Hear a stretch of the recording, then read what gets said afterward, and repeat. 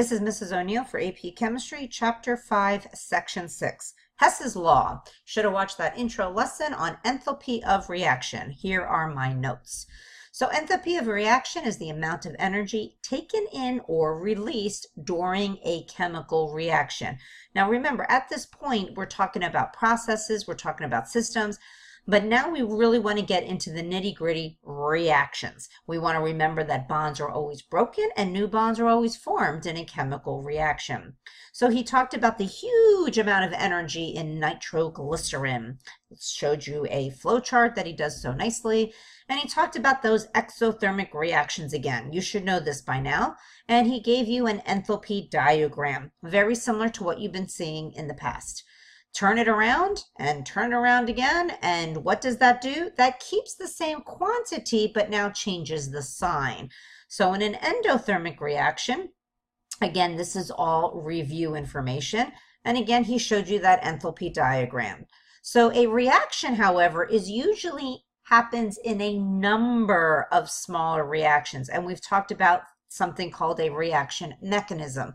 So he said that Hess's law is taking all of those enthalpies of all of those little reactions, adding them up to make the one overall reaction that we are used to seeing, especially in our Chem 1 material. So the information here, he called this the parts of that reaction, are always given. The delta H of those reactions are always given. The target or the reaction that we want is always given. You are just going to have to figure out how to manipulate these equations to get to the target equation. And then, of course, whatever you're doing manipulating those reactions, what are you going to do to those delta H's? So if we look at this one, for example, I see that carbon solid is here on the left as a reactant. It's also in my reaction as a reactant. So I am probably going to keep this reaction as is, and it's one here and one here, 1 mole, 1 mole. So I'm probably going to keep that delta H exactly how it is. However, let's look at the CO. Well, the CO over here, the carbon monoxide, is a gas on the left-hand side as a reactant in my given reaction, but the want reaction or the target reaction I want overall is actually as a product. Now it is still 1-to-1, but most likely I'm going to switch that reaction, which means I have to change the sign of my delta H. Now what I'm hoping is once I reverse this second reaction, my OHs or my oxygens will kind of pan out themselves or cancel out themselves to get to only the 1/2 O2 that I want. And bada bing, we're going to cross out like terms. The CO2, once I flip my second reaction there, crosses out. My O2s reduce, right? The OH half on this side cancels out, and I'm left with half from the 1 that I started with over here. So now what am I going to do to my two delta H's? I'm going to add them up just mathematically. And if I look at my reaction, it is the reaction that I was targeted for, or the reaction I wanted. Here's another example. Again, he gave you 3 reactions that are given with their delta H values. He gave you a reaction that you want or the target. So before I do anything, I'm going to say, okay, my NO is on the left as a reactant in one of the reactions, and it's also a reactant in the reaction that I want. So that delta H in that reaction, I'm probably going to keep as is. And here's my second hint. I see NO2 as a product, NO2 as a product. I'm definitely keeping that as is. However, look at the the 2 O's. I have 1 O here. Two O's here and only 1 here. So first of all, it's a product here and it's a reactant here. So I'm definitely going to want to reverse this reaction, which means I'm going to change the sign on my delta H. The other thing I want to keep track of is I have 2 in my given, but I only have 1 mole in the want reaction or my target reaction. So not only am I going to reverse this reaction, I am also going to have to take it or reduce it by half. Now, I am hoping with doing that, ooh, look at that. With doing that, my O3, something's got to have to change with my O3. But by doing the reverse here, something is going to change with my, oh, look at that. My O2s would have been on the same side. So this is going to be perfect. I am going to have to reverse my second reaction as well because I need to cancel out my O3s. There are no O3s in my target. There are no O2s in my target or my want reaction. So hopefully reversing that second reaction, I'm going to be able to take care of those O3s and O2s and get them out of there. So again, I'm going to have to probably do something here with my delta H. So I'm going to reverse the second reaction and I'm going to reverse and reduce the third reaction. So if I do that, I can cancel out my O2s. So we have O2 here. We have an O2 here, so this would be 3 halves, this would be 3 halves, so those all cancel out, and my O3s cancel out. So as long as I did my math correctly and change the sign and divide by 2, whatever I needed to do, I'm going to add up those numbers, and I'm going to get negative 304.1. So off to our notes packet. So your objective in this section is to observe that the enthalpy change for a given reaction can be calculated using the appropriate enthalpy changes for related reactions, and that's how we apply this Hess's law.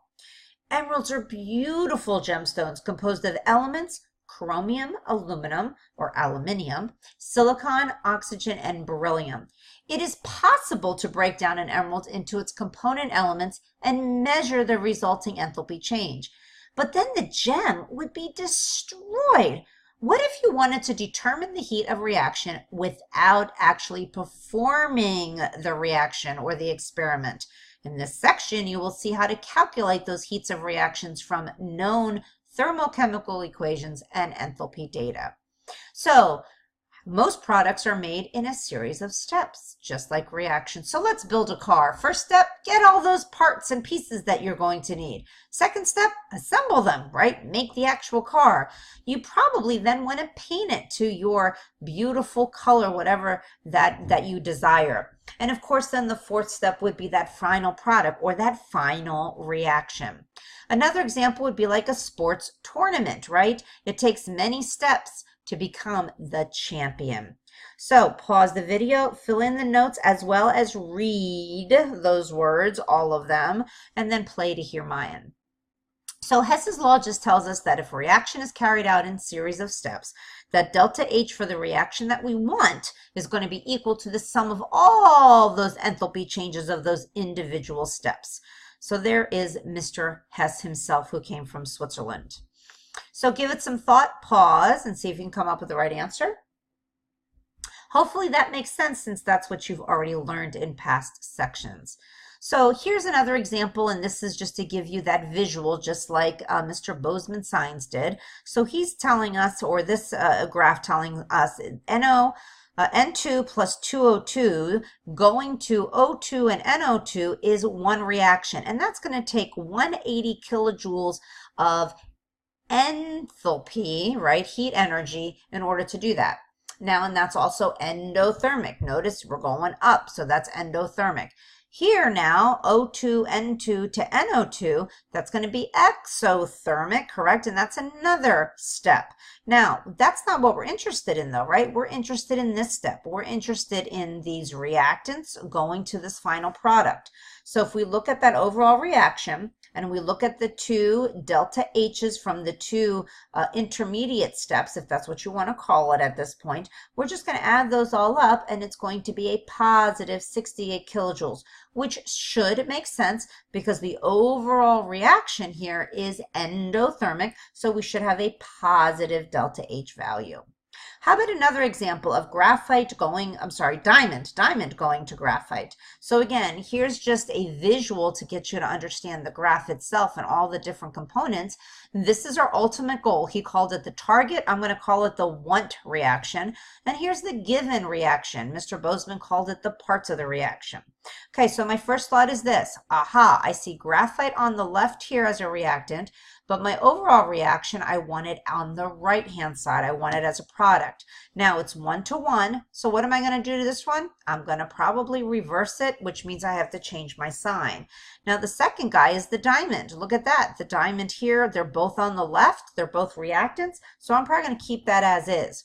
And now what you notice is I don't see any O2s or any CO2s in my overall reaction. So I'm hoping by flipping that first one, I'm going to be able to cancel everything out and get what I want. So reverse the first reaction, like I said, change the sign. Now I'm going to add that second reaction, so that that diamond reaction, the reaction I flipped. And now look at this. Look how I like to keep those arrows lined up with each other so that I can see the oxygen as a reactant can cancel out with the oxygen as a product. Boom, 1-to-1, boom. CO2 also cancels out. So my overall reaction is carbon diamond going to carbon graphite, and all I got to do is add up those numbers. And yes, this is a nice exothermic reaction. So let's look at this example. So again, carbon solid on the left, carbon solid on the left here for the reaction I want, and it's 1-to-1. So I'm going to keep that as is. However, my CO here is a reactant, but my CO here is a product. I'm probably going to want to flip that reaction, and it's 1-to-1. So that might be all I have to do. So I am hoping that flipping that second reaction, I'm going to get rid of my CO2s since I don't have any in here, and my O2s also cancel out in a way that I'm only have half at the end. So that's kind of what I just said. Let's add them up. So the CO plus the O2, that first reaction stays as is. I'm going to reverse the second reaction, and again, I suggest you lining up all those arrows. I'm going to add them up. So I'm going to take away a half from the one on the left. I'm going to take away the CO2s, and I'm left with the net reaction that I want. I'm going to add up my delta H's and negative 110.52 exothermic reaction. Here's example 2. Again, if you want to pause and try it now, that's fine. I think there's another example or two that I'm going to have you do that anyways. So if I look at that first reaction, C2H2 is a reactant. Uh-oh, I want it as a product. It's 1-to-1, so I'm going to need to flip that reaction and just change the sign. Let's see here. The second reaction, I see carbon here and I see 2 carbons here. I'm going to multiply that by 2. And the third reaction, H2H2, I think I'm going to keep that as is. So let's see here. That's my game plan. Reverse the first reaction, double the second. So here we go. That, I believe, is the, I'm not sure actually. Let me go backwards. Sorry. I think I did them in order. Yes, I did. Okay, so there's my first reaction. I flipped it.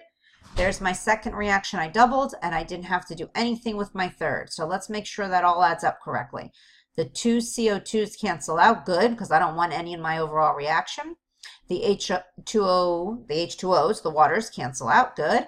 And now let's look at those oxygens. For the oxygens, I have 2 halves here, right? 2 2s plus 1 2s, I'm sorry, 2 2s plus 1 2 overall is 5 halves. So I have 5 halves on the left, and I have 5 halves on the right, so I can cancel all of those out. Bada bing. And I am left with the reaction I want, and now I just have to add up my delta H's to get a positive 226.7 kilojoules endothermic reaction. All right, why don't you give it a try? See if you can come up with a game plan, and then come up with the overall delta H.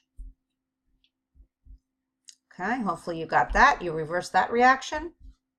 Kept that reaction as is. Okay, let's add them up and cancel out like terms. We're going to cancel the SO3s on both sides. Now, how did I get 1 O2 on the left and no O2s on the right? Again, for your oxygens, 3 halves and the 1 half make 2 halves total. That would be my leftover. So there is my overall reaction and another exothermic reaction. All right, see you in class.